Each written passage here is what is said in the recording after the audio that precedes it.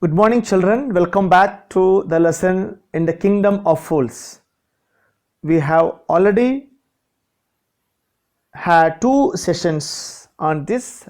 Today we will be concluding it.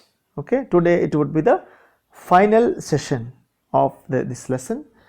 So, before we go to the last part of this story, let us make a immediate recapitulation of what you have already learned. The story is all about a king and his ministers.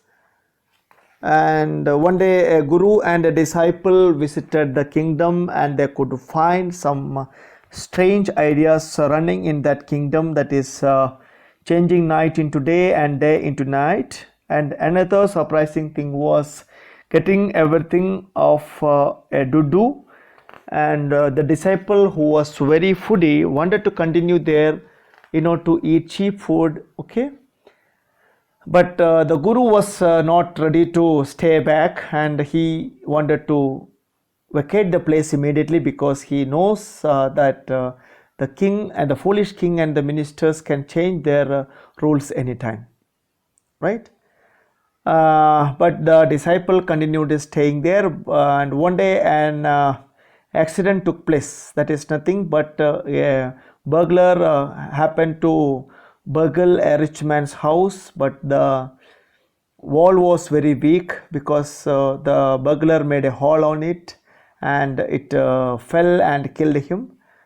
And the burglar's brother made a complaint to the king asking for compensation, and the king started investigating the case. First of all, called the merchant said it was not his fault, it was the fault of the bricklayer. But bricklayer said no, it was not his fault, it was the fault of the dancing girl. But dancing girl said no, it was not her mistake, it was the mistake of the goldsmith. But when the goldsmith was called, goldsmith said no, it was not his mistake, it was the mistake of a rich merchant who gave him work. And finally the inquiry reached to the same merchant whose wall has killed the burglar. Actually, that rich merchant was none but the father of the present merchant. So finally the king concluded that the present merchant must be the criminal, and he should undergo the execution, because he has inherited all his father's property, right? So by then the king's minister prepared the stake, that is a sharp stick on which impaling, that is running somebody on it. To run a sharp stick through someone's body is called impaling. And but the stake was very big, and they wanted a big person on it, and the foolish king decided to find a fat man for that. And finally the ministers and the bailiff went in search of a fat man, and they could and their eyes fell on this disciple, who by then became very fat on eating cheap food. And they caught hold of him and brought to the court. And by then he was crying for mercy, telling that he was very innocent, he did not do any crime, and he even wished the presence of his guru. And finally the guru appeared there. Here we stop, children, right? And now let us continue. All of you open page number 24.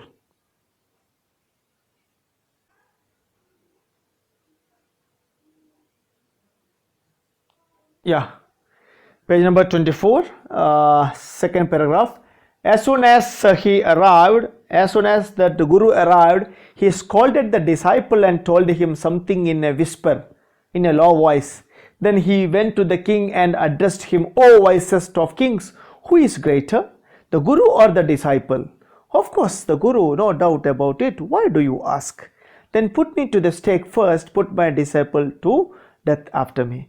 Actually, on arrival, the guru scolded, okay, rebuked the disciple, and started fighting each other. On seeing that, the king asked, "Why, being a guru, being a wise man, why do you make that argument?" Then he said, "Of course," and he asked, the king asked, "Oh wisest of kings, who is greater, the guru or the disciple?" Then guru said, "Okay, guru." no doubt about it. Then why do you ask? Put me to the stake first. Put me the and the Guru said, okay, we are not fighting, but the thing is that if you agree, please send me to stake first and put the disciple to the death next.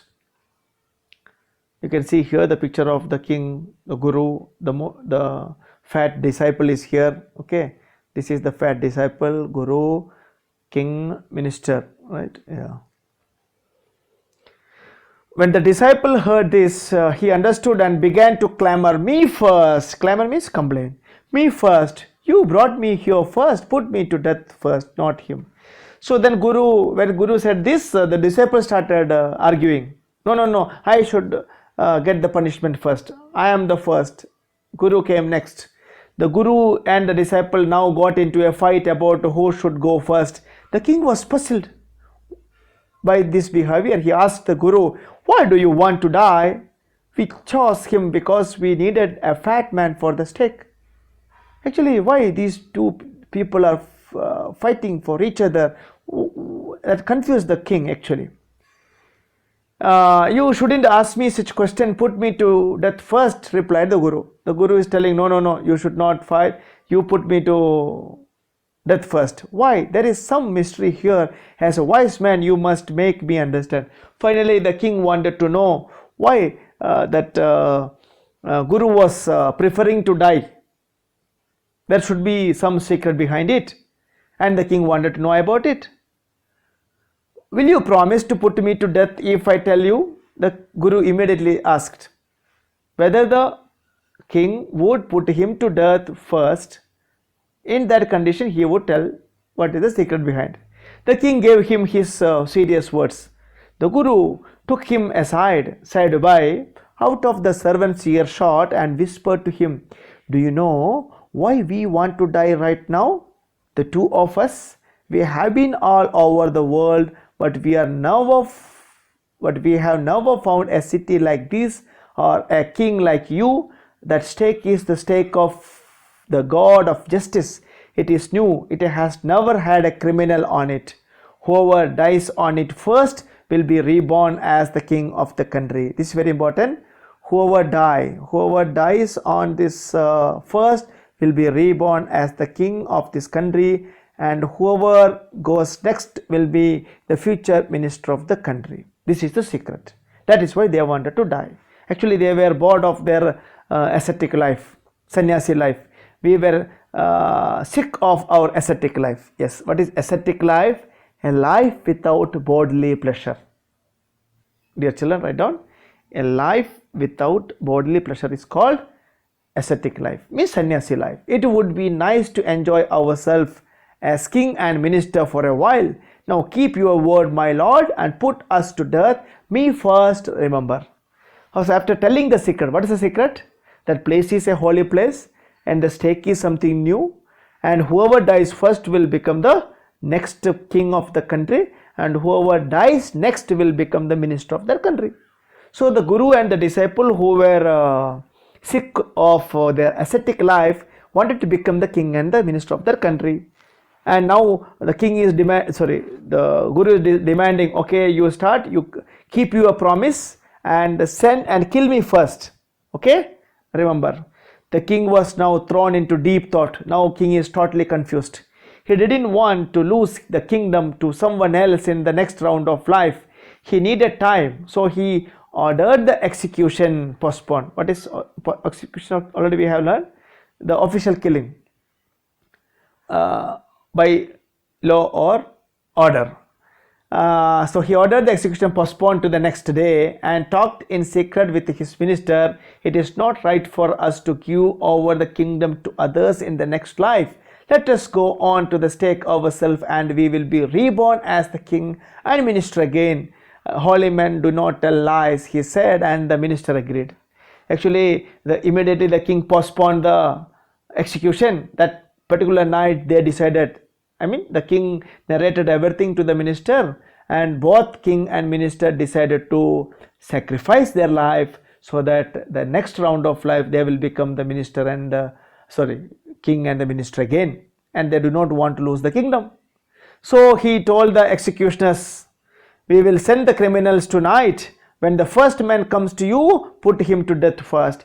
Then the same to the second man. Those are my words, don't make any mistake. Immediately the king gave order to the executioner. Okay, whoever comes first will die first, whoever comes next will die next. That night the king and his minister went secretly to the prison, released the guru and the disciple. Okay, that night what did the king and the minister did? Secretly removed the guru and the disciple from the prison and released them. Release means, what do you mean by released? Freed them and disguised. What is disguised? Changing the dress code, changing the dress, disguised themselves as the two. And what did the king and the minister do? What did the king and minister do? The king and minister disguised themselves as the guru and the disciple, went to the executioner. And what did the executioner do? He executed. He did his work properly and were taken to the stake and promptly means exactly executed, did the execution. Okay, fine. So you know what happened to the king and minister now? Both are dead. When the bodies were taken down to be thrown to the crows and vultures, the people panicked. Actually, it was the custom in that country where the dead bodies are given to the birds like crows and vultures to eat. There is no burial. So when they saw the dead bodies in the broad daylight, they were so surprised. Why? It was none but the king and the minister. They saw before them the dead bodies of the king and the minister. The city was in confusion. All night they mourned and discussed the future of the kingdom. People in that kingdom started discussing about who will run the country or kingdom. Some people suddenly thought of the guru and the disciple and caught up with them as they were preparing to leave town unnoticed. And somebody suggested the king or the guru could become the king and the minister of that country. So they caught them up, and actually what were they doing? They were about to vacate the country unnoticed. We people need a king and a minister, said someone. Somebody proposed. They wanted a king and a minister. Others agreed. They begged the guru and the disciple to be their king and the minister. It didn't take many arguments to persuade the disciple. You see, to motivate the disciple, it didn't take much time, but it took much time to persuade, to motivate the guru. They finally agreed to rule the kingdom of the foolish king and the silly minister on the condition that they could change all the old laws. What is the old law? Night into day, day into night. Now, night will remain night, day will remain day. From then on, night would again be night and day would again be day, and you could not get anything of a do. So these are the changes that has been made by the new king and the minister. It became like any other place and the kingdom has become normal. Okay children, I hope all of you understood what is the story about. It is all about the foolish king and the minister. How the king tried to settle one of the issues, robbery case, burglary. Okay, and actually to deal with a fool, only wise men can do that. That is what the introduction said. You remember the introduction? In the introduction, it is very much said that to control the foolish people, who is required? Wise people. Only wise people can control the foolish. Am I right? Yeah, it is very much written. It is believed that fools are so dangerous that only wise people can manage them. So this introduction is very, very apt. Okay. So that is the end of the story. I hope you all understood. And let us make a recap of what we have learned for the day.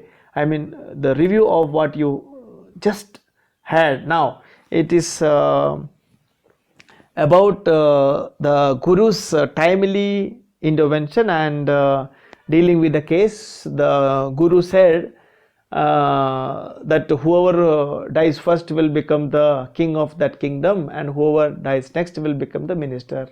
But the real king and the minister did not want to lose their kingdom, so they disguised themselves as the guru and the disciple and went to the executioners by releasing the original guru and disciple to escape.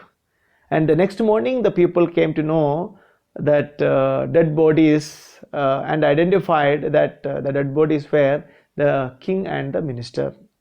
So they understood the mistake, and suddenly somebody suggested that they wanted a king and a minister. Then somebody else suggested, why not that guru and the disciple? So the guru and disciples were invited to occupy the post of king and the minister, and it took much time to persuade the guru to become the king, whereas the disciple was readily ready to become the minister immediately. And but on condition they became the king and the minister. What was the condition? The night would remain as night again, and day would again be day. That's the end of the lesson. All of you read well and write well. Thank you. Bye.